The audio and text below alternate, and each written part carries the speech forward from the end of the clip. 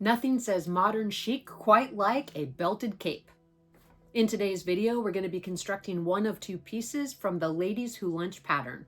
The Ladies to Lunch pattern is the January VDC Club Grace subscription pattern. An additional video showing the construction of the fully lined long sleeve dress is available as well. You can check for the link in the description below. Let's go ahead and get started.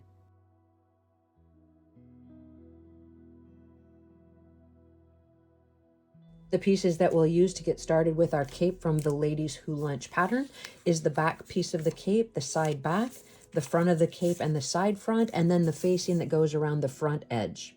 I'll be constructing the cape with some upcycled wool that I found at a thrift store in the form of a lady's skirt. It's the perfect weight, and I encourage you to find something that has a little bit of drape so that it looks nice through the sleeves.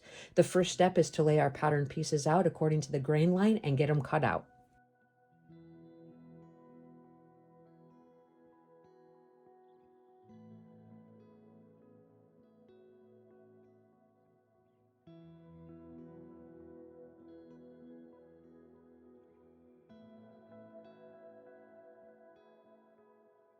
With our pattern pieces cut out, the first thing we're going to do is take the side back sections of the cape and sew it to the back.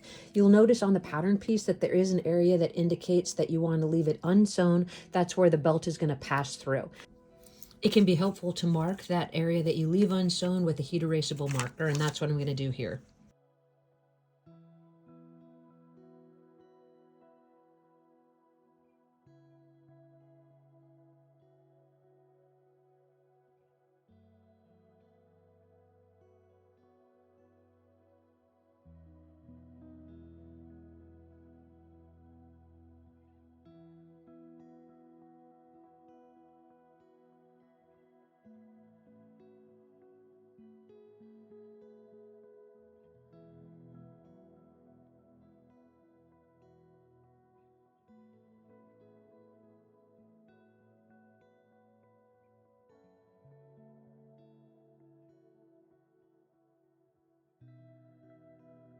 With the side back section sewn to the back, we're going to set this to the side and do the same thing with the front sections.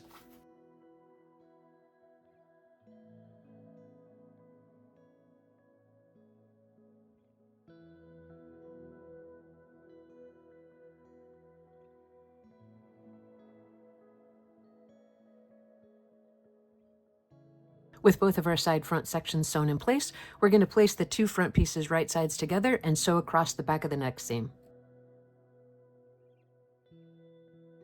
From here, we'll take all of the pieces over to the ironing board and press the seams open. With all of our seams pressed open, we're going to take the front of the cape and we're going to apply it to the back of the cape and sew all the way up both sides and around the neckline. You want to take some small clips in towards the rounded edge of the collar, and you also want to take some small clips in towards the rounded edge of the back of the cape.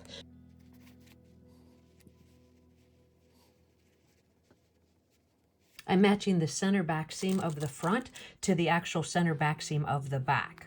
Once I pin that in place, the clips are going to help me to go around the neckline, and you'll see where there's this natural crease. That's actually where you're going to pivot. So you want to be real careful there that you turn the fabric and you get your pivoting stitch right there in the corner.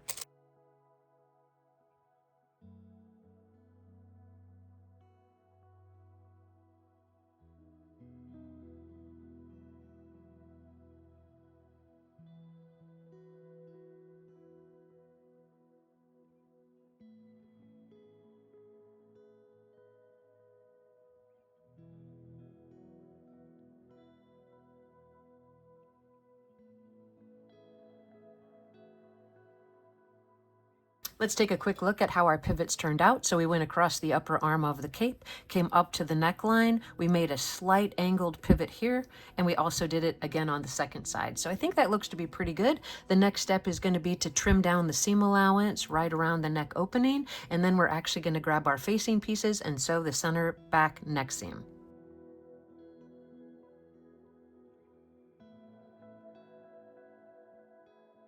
With the center back seam of the neck sewn, the next step is going to be to go ahead and finish the raw edge of the inside of the facing.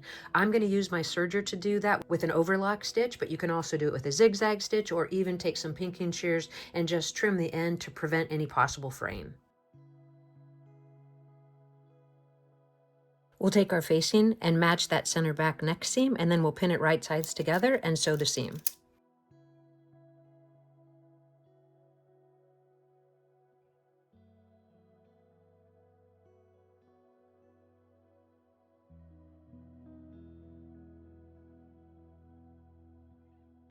Once you have that seam sewn, you want to check both sides to make sure that everything looks good. Then you're going to trim in towards that seam allowance. You can cut it down a little bit, and you're going to press the front edge of the cape.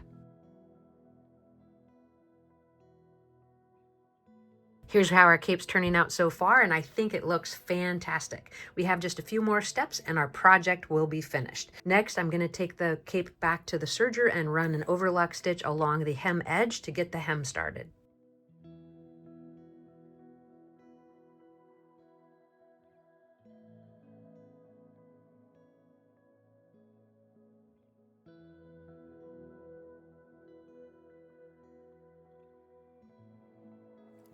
Once you have the belt turned and pressed, you can add some top stitching if you desire to make it a little bit more interesting. Our final two steps for constructing the cape is to go ahead and turn the hemline up 1/4 inch and give it a press. You can either hand finish or machine finish the bottom of the cape, depending on how you want the details to appear. And then I'm going to take a few stitches right at the back of the neck to tack the facing to the actual collar, just to make sure that it lays flat, and then we'll actually get those final photographs. In hemming the actual cape, the thing that I like to do is turn the facing to the outside and to run my first 1/4 inch seam allowance right there. Once I turn this sharp edge, then I can actually continue all the way around, folding the hemline up 1/4 inch and giving it a press.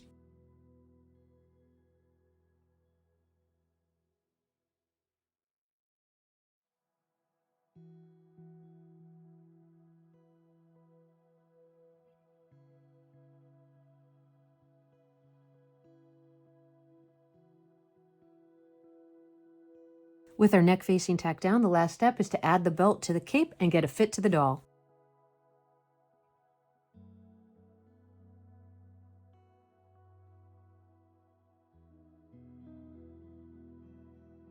Here's a few photographs of our finished project, and I think the cape looks fantastic on Grace.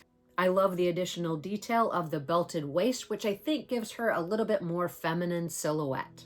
Thank you guys so much for coming along today. I hope you enjoyed the construction of our belted cape. If you have any questions about the construction, please list it in the comments section below. If you're interested in seeing construction of the long sleeve dress, please look in the description for a link to that video as well.